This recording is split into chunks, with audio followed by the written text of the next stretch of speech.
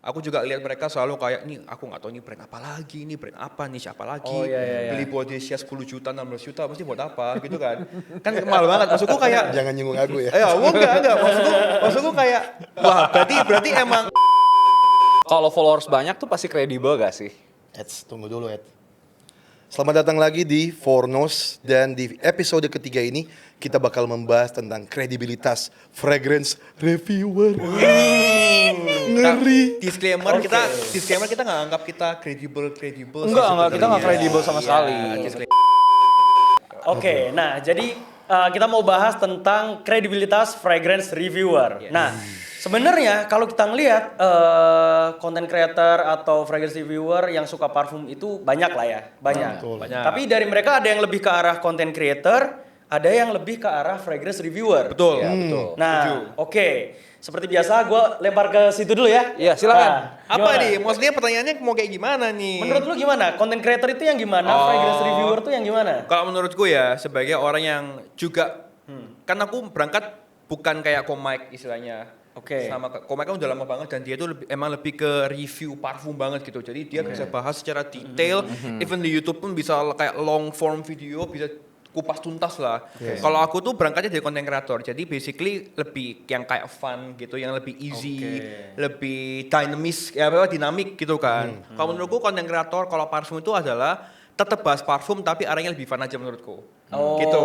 Jadi yang enggak, kalau review bisa tapi kayak detailnya enggak kayak review banget gitu, tapi tetap ada konsep parfumnya, ngangkatnya beda nih sama review parfum menurutku. Ya kayak misalnya kayak istilahnya itu ada gimmick-gimmicknya lah, istilahnya kayak gitu kan. Kayak Berarti, aku juga. berarti ibaratnya kalau misal di bidang kesehatan gitu ya, fragrance reviewer ini udah kayak dokter yang paham medis ya.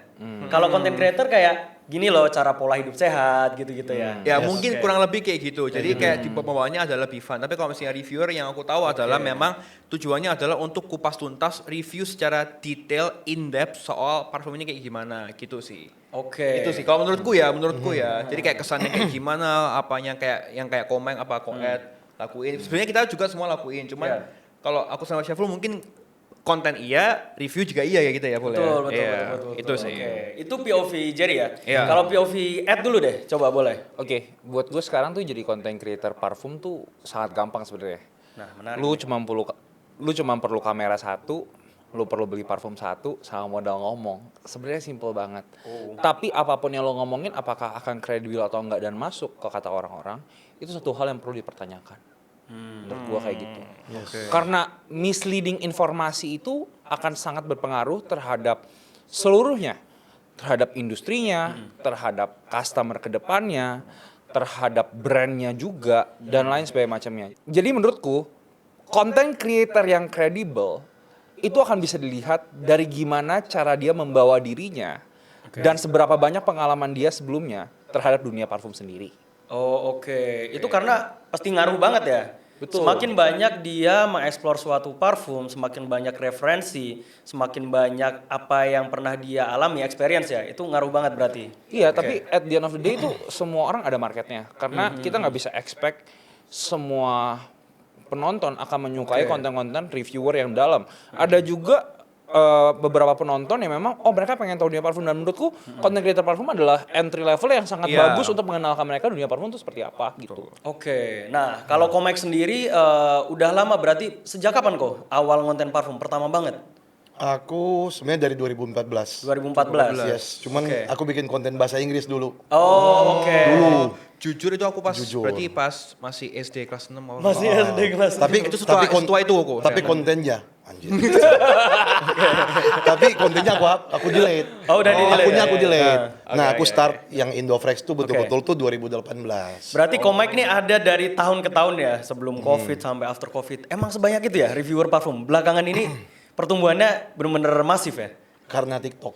Oh, TikTok. TikTok yang bikin kayak lebih masif gitu. Kalau dulu kan memang sangat terperinci di YouTube, bahkan IG pun nggak ada yang bahas, cuman sekedar foto-foto doang. Oh iya. Dulu semua ke YouTube gitu loh. IG zaman dulu kayak personal branding banget ya? Betul, personal branding. Itu nggak pernah ada yang untuk konten-konten yang Jadi review-review orang gitu. pada ini di TikTok. Jadi Oke, masif oke. tuh sekarang kayaknya karena TikTok sih. Algoritmanya bagus kan. Tapi bener sih berkaitan sama Ed bilang tadi, ibaratnya sekarang siapapun misal nih punya 2 parfum doang gini ya.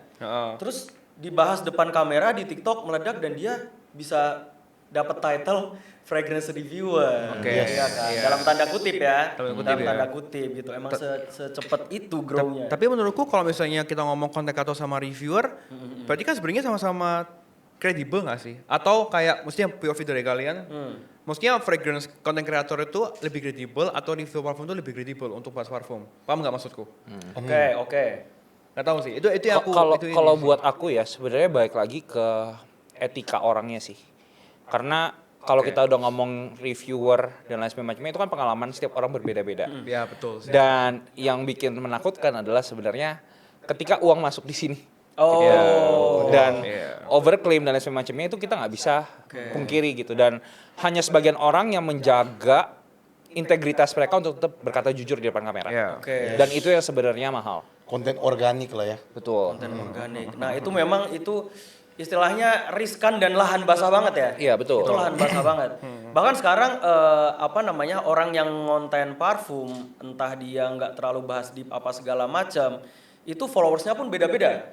Ada yang dia followersnya gede banget, ada yang dia bahas parfum terus tapi followersnya mungkin bisa dibilang biasa aja, atau mungkin ada juga yang orangnya ekstra jujur tapi ternyata akunnya nggak growth. Jadi menurut kalian angka followers ini menentukan nggak?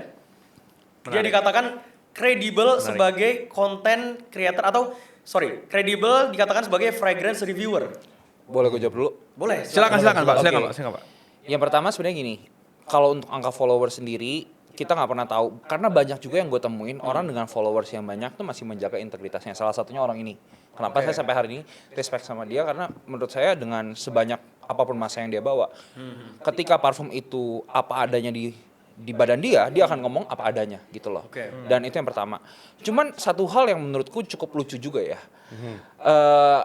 Audiens tuh lebih menyukai ketika kita review jelek sebuah barang. Dan ketika kita review jelek sebuah barang tuh mereka akan menganggap kita jujur. Padahal ketika memang ada parfum atau ada produk yang cocok sama kita, ketika kita review bagus dan memang bagus barangnya, mereka menganggapnya kita tidak jujur kayak gitu. Iya sih, itu yang susah sih. Iya. Kalau masalah itu. Nah, kalau untuk dari aku sendiri tuh itu pengalaman pribadi sih, Bro. Jadi kayak tahun 2019 aku parfum yang aku suka dan yang tidak aku suka itu aku bahas semua. Nah, dan pernah kejadian tuh pas aku lagi bahas sebuah parfum yang aku tidak suka, ternyata itu berdampak besar sampai ke perusahaan dan ke kehidupan keluarga dari si brand ini. Aku nggak bakal ngomong itu, biar lama aku pasti tahu masalahnya. Nah, itu sampai mereka tuh mengeluh dan kayak udah kayak hancur banget lah gitu hidup mereka. Nah, makanya mulai dari situ aku merasa ternyata apa yang aku keluar dari mulut aku itu bisa berdampak buruk bagi orang lain gitu loh. Kejujuran aku tuh bisa ada efek negatifnya bagi orang lain juga gitu. Itu impact-nya, Padahal iya sebegitu impactnya. Makanya aku sejak itu aku memutuskan untuk aku tidak bakal bahas parfum yang aku nggak suka. Padahal niatnya jujur tapi Iya kan. sampai sebegitunya. Jadi mending aku bahas yang aku suka aja gitu loh.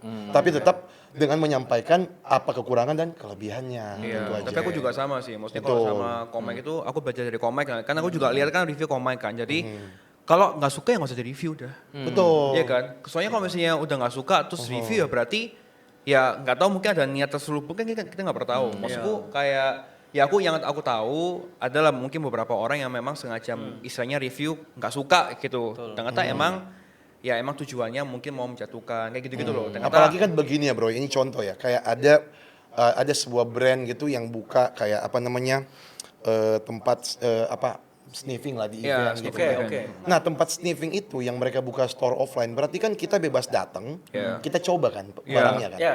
Berarti logikanya kalau kita nyium misalnya, oh ini enak, berarti kita beli. Kalau kita semprot terus kita rasa nggak enak, kan lucu kalau kita beli kita beli yang nggak enak. Iya.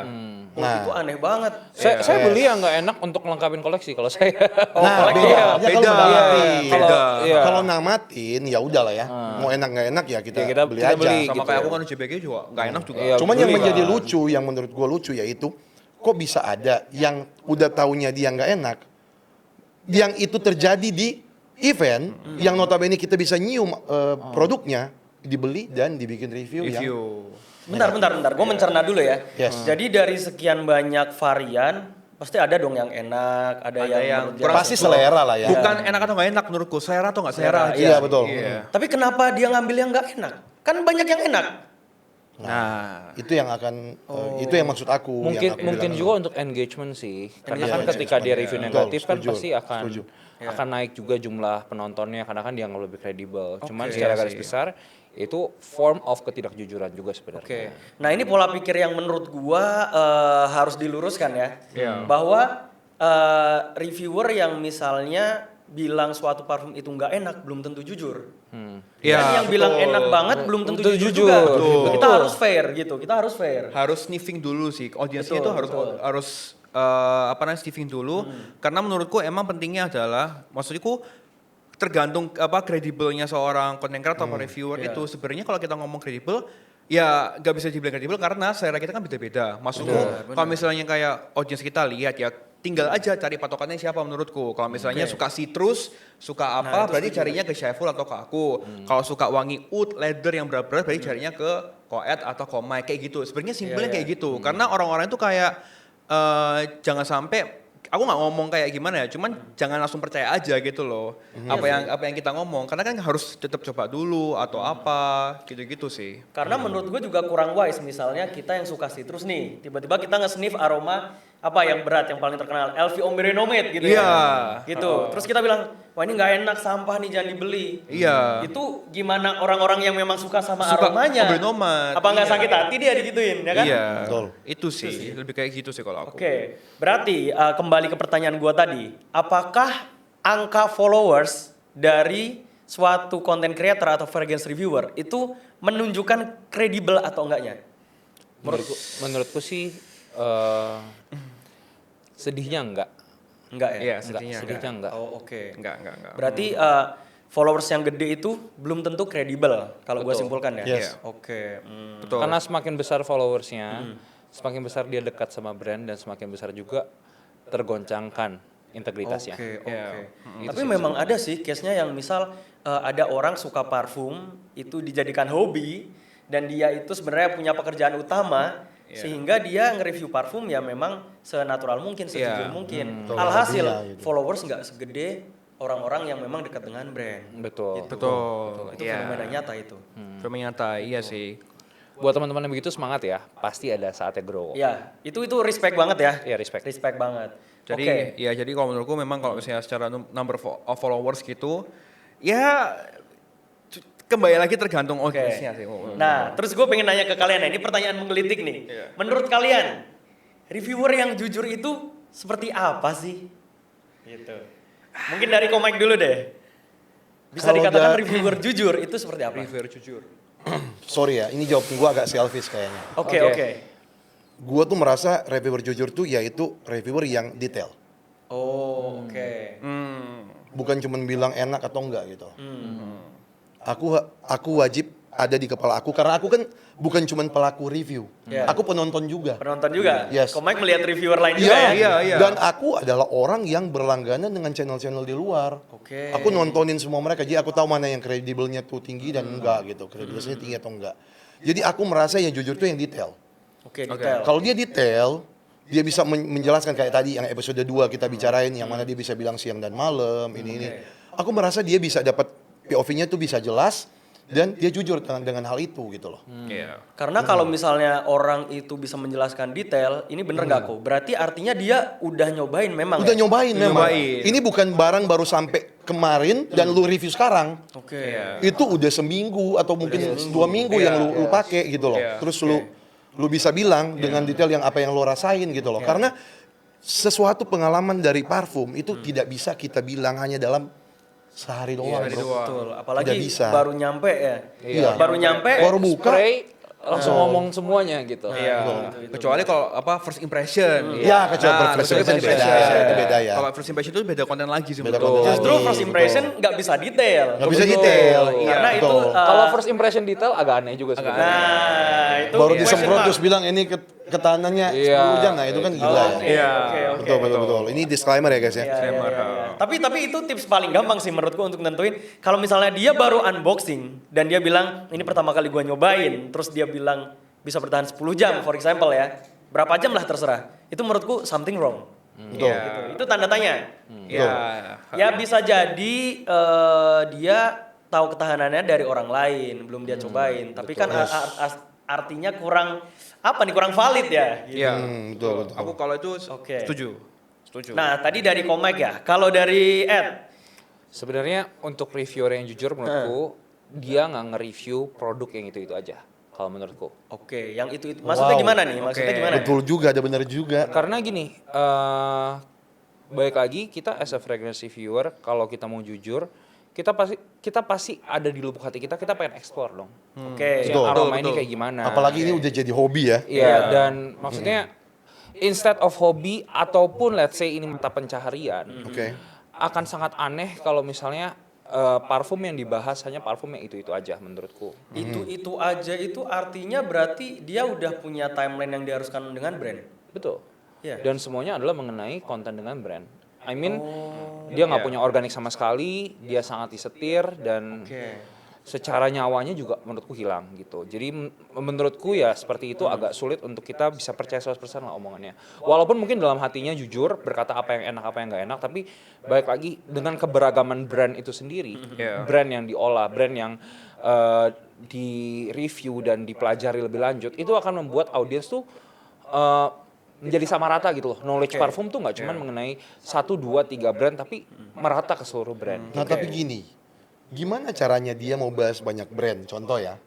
Tapi, ini sorry nih, gak ada brand yang mau hubungin dia, contoh.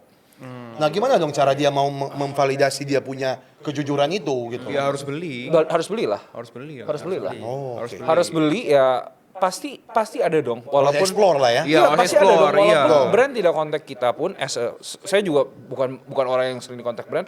Saya beli dong, saya coba saya review Sama. ketika Gak bisa saya cuma pengen berharap Sama. kayak gak bisa Iya. berharap minta terus Iya, dikasih gitu dan- juga. iya. Iya. Bahkan aku tuh ada tiap bulan tuh ada budget. Yes, because iya.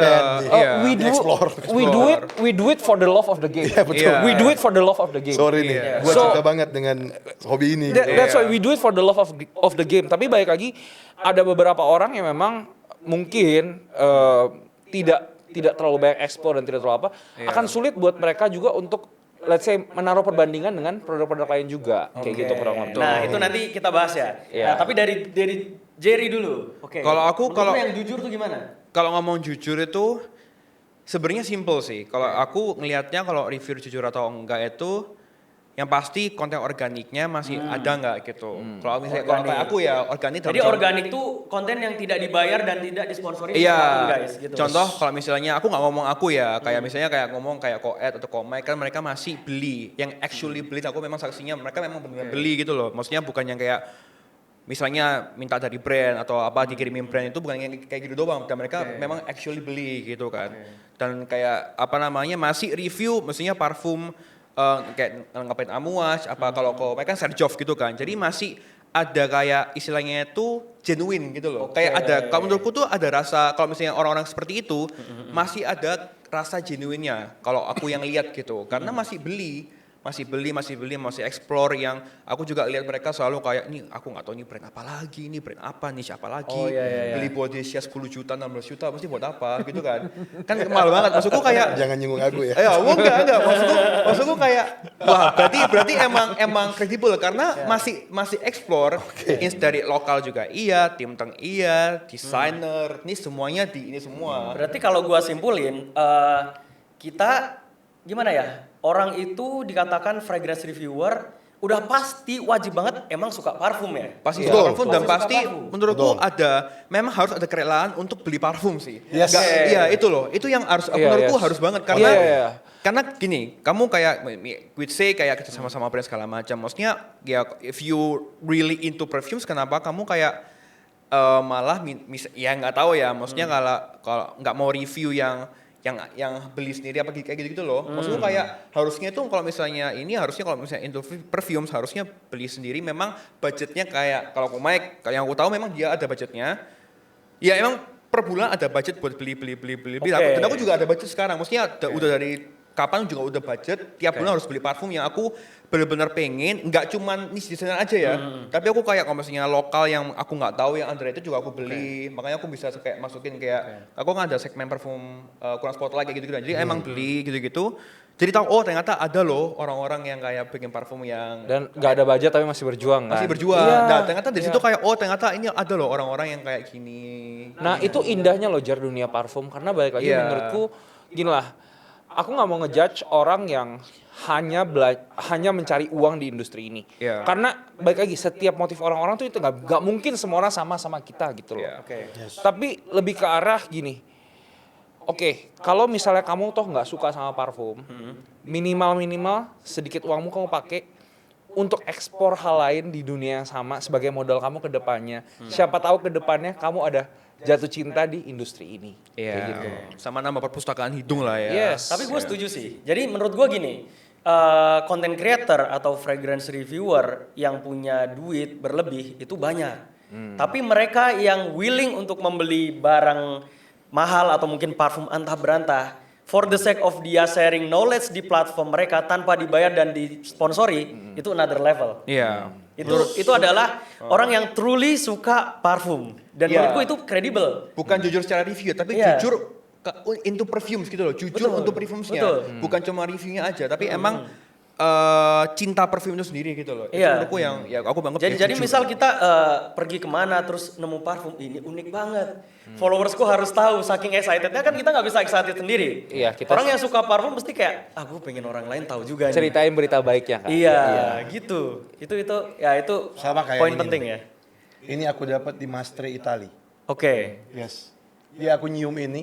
Ini pasti gue yakin kalian berdua gak bakal cocok. Nah, Iya. ini kamera kelihatan gak ya ini? Cobain. Coba. Iya.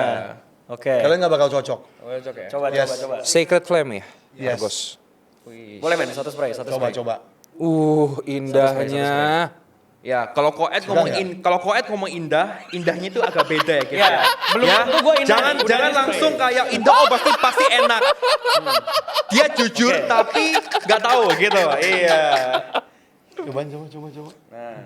Kalau di hidung gua pedes. Oh, pedes. Kalau di hidung gua pedes lagi. Nah, kalau aku jujur ini konser aku, jujur. Tapi kalau buat Anda jujur Ini enak sekali. indah. Nah, Jadi, itu iya itu. yang Itulah ini ada seni. segmennya ini, ada Itulah segmennya. seninya. Iya, Itulah seninya itulah bro. seninya. Yes. Tapi nggak boleh dong misalnya gue bilang kayak habis di spray pedes banget sampah ini jangan dibeli. Nah, Iya.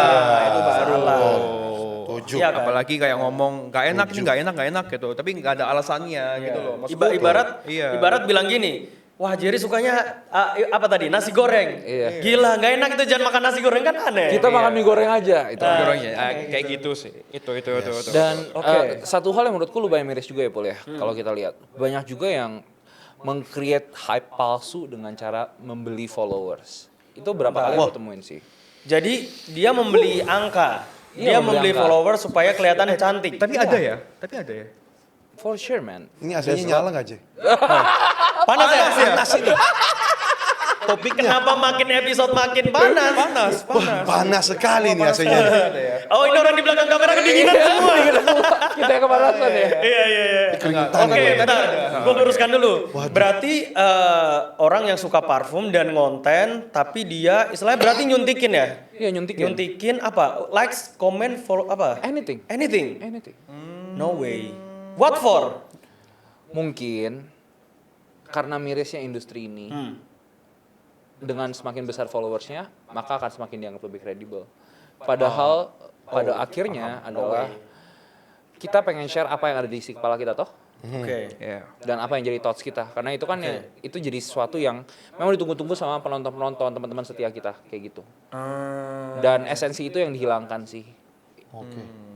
Oke. Untuk orang-orang ini sebenarnya banyak sekali potensinya dan ada beberapa yang teman-teman juga lah yang melakukan hal itu ya menurutku sangat amat disayangkan lah. Tapi mereka apa nggak berpikir sebenarnya kayak naikin followers atau nyuntik secara paksa? Ya pasti kelihatan. Pasti kelihatan. Pasti lah. kelihatan. Pasti. Dari akunnya Apalagi juga di TikTok ya. kelihatan. Apalagi di TikTok. Soalnya di YouTube, kalau pengalaman aku, kalau bisa misalnya lu beli followers gitu, itu nggak bakal kelihatan. Subscriber ya, subscriber. Iya, karena YouTube itu susah sekali naik loh. Iya. Gua nge-YouTube dari 2018. Oke. Subscriber gua sampai sekarang 260.000. gue upload setiap hari. Nah, lu bisa bayangin nggak? Ada orang yang jarang upload misalnya. 8 tahun. Yes, ada yang jarang upload tiba-tiba 100-200. It's insane. Itu secara ini nggak masuk ya? Itu di YouTube. Tapi kalau di TikTok lebih transparan lagi, bro.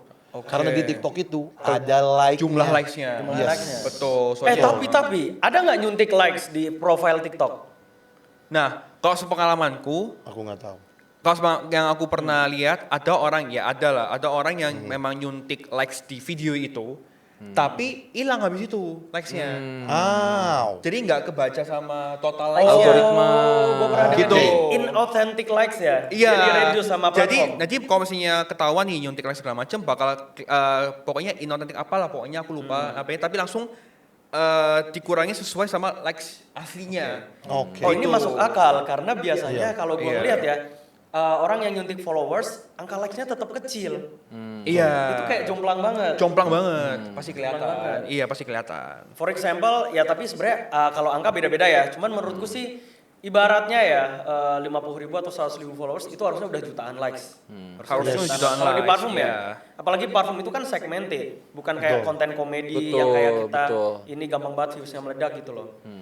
Iya juga ya. Jadi ada inilah kita bisa lihat gampang lah antara followers sama like itu Iya. dia berbarengan gitu. Iya, persentasenya tuh harusnya kayak harusnya followers segini, likes-nya harusnya segini. Kayak ada Yes. sewajarnya. Kalau misalnya kayak followers berapa ratus ribu gitu, misalnya 500.000 tapi likes-nya cuma 1 M likes, ya aneh. Nah, Paham itu nggak agak maksudnya? agak aneh lah. Aneh dikit. gitu.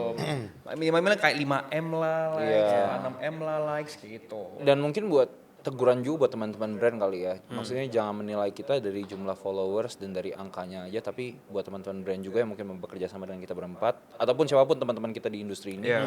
Tolong lihat kita juga dari sisi konten-konten yang kita produksi gitu. Yes. Setiap personanya, dan kita nggak minta setiap project atau setiap brand masuk ke kita, tapi lebih ke arah brand yang cocok dan sesuaikan dengan persona brandnya juga, karena akan terjadi hal begini berulang-ulang buat teman-teman kita yang kasihan. Oke. Karena dibanding-bandingkan dari jumlah angka tersebut. Oke, kita bebaskan ke teman-teman lah ya.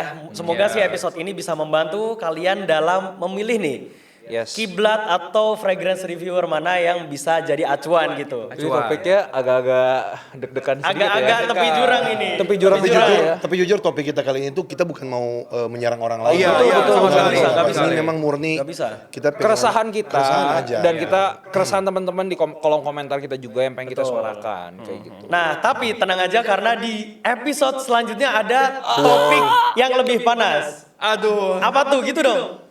Apa tuh? Kita akan bahas tentang Black Campaign. Sampai jumpa di episode selanjutnya.